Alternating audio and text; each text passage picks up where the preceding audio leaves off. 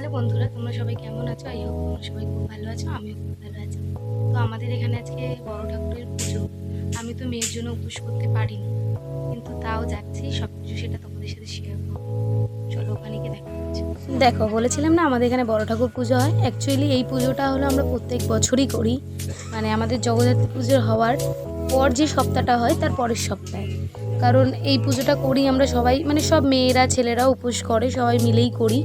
তো এবছর তো আমি উপোস করিনি, কারণ আমার একদম ছোট বাচ্চা, আমি উপোস করলে একটু প্রবলেম আছে, এই জন্য আমি উপোসটা করিনি। কিন্তু তাও ওদের সাথে কোম্পানি দিয়ে যাচ্ছি।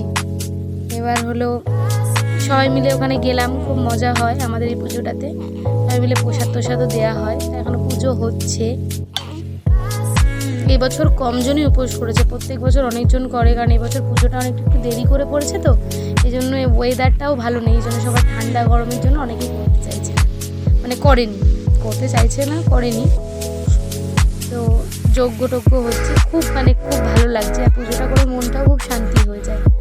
এবার সবাই মিলে প্রসাদ মাখা হয়, সবাই মিলে প্রসাদ দেওয়া হয়, সেটাও খুব ভালো লাগে। তো সেগুলি তোমাদের সাথে শেয়ার করছি। হয়তো সেরকমভাবে ভিডিও এডিট করতে আমি পারি না, কিন্তু যেরকমভাবে করছি, যদি কোনো ভুল হয় তাহলে কিন্তু প্লিজ মানিয়ে নিও। তো দেখো ভিডিওটা। আর আমাদের তো ব্রাহ্মণের কোনো কথাই হবে না, ব্রাহ্মণ খুব ভালো।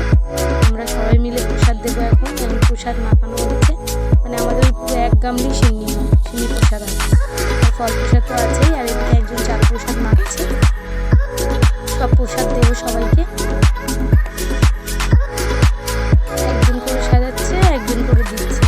তারপর সবাই মিলে আমরা ওখানেই বসে প্রসাদ খাবো, সবাই মিলে ওই বাসন কোসন ধুয়ে, ওই জায়গাটাকে ধুয়ে পুরো ক্লিন করে তারপর যে যার মতো বাড়ি যাবো।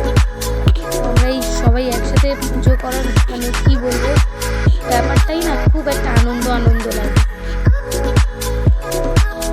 সবাই মিলে। আর মুখে যেহেতু কাপড় দিয়ে করতে হয়, ওখানে দেখো আমি কলাগুলি সব চিনি দিয়ে চটকাচ্ছি, যাতে তাড়াতাড়ি গলে যায়।